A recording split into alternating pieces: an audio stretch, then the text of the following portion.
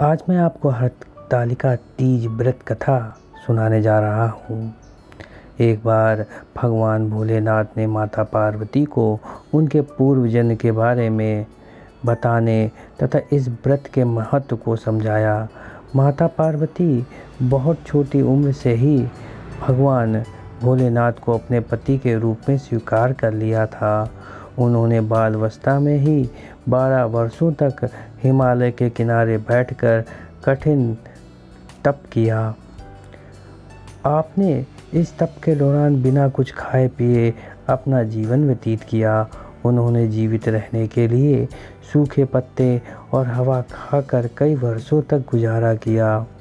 पार्वती के इस कठिन परिस्थिति को देखकर उनके पिता बहुत दुखी रहते थे। देवी पार्वती की तपस्या को देखकर भगवान विष्णु प्रसन्न हो गए, जिसके बाद महर्षि नारद उनके पास एक भगवान विष्णु का रिश्ता लेकर पहुँचे। भगवान विष्णु से रिश्ते की बात सुनकर उनकी खुशी का ठिकाना नहीं रहा। उन्होंने एक बार में ही स्वीकृति की हानि भर दी। जब माता पार्वती को यह बात का ज्ञात हुआ तो उन्हें बहुत दुख हुआ और ये सारी बात सुनते ही वह जोर जोर से रोने लगीं। यह देखकर उनकी सखी को बड़ा आश्चर्य हुआ कि वह स्वयं नारायण से विवाह होने पर भी इतनी दुखी क्यों है।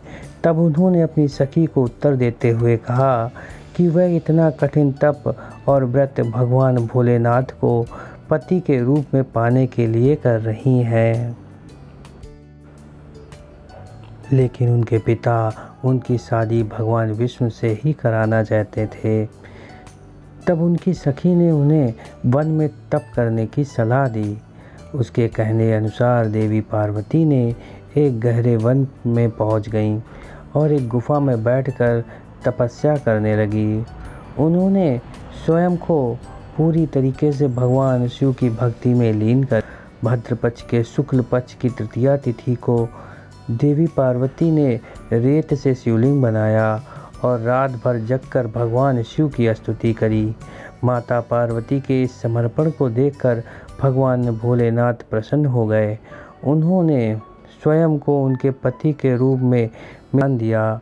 माना जाता है कि जो भी महिला इस व्रत को पूरी विधि विधान और श्रद्धापूर्वक करती है उसे इच्छा अनुसार वर की प्राप्ति होती है। उसके साथ विवाहित स्त्रियों को भी खुशहाल दाम्पत्य जीवन और सुख प्राप्त होता है। इसलिए हरियाली तीज का व्रत इतना महत्वपूर्ण है और इसके महत्व के विषय में नाना प्रकार की कथाएं प्रचलित हैं। धन्यवाद दोस्तों, बने रहे एस्ट्रोव्यूज़ के साथ तथा देखते रहें रोचक जानकारी भरे वीडियो और चैनल को भी सब्सक्राइब करना ना भूलें।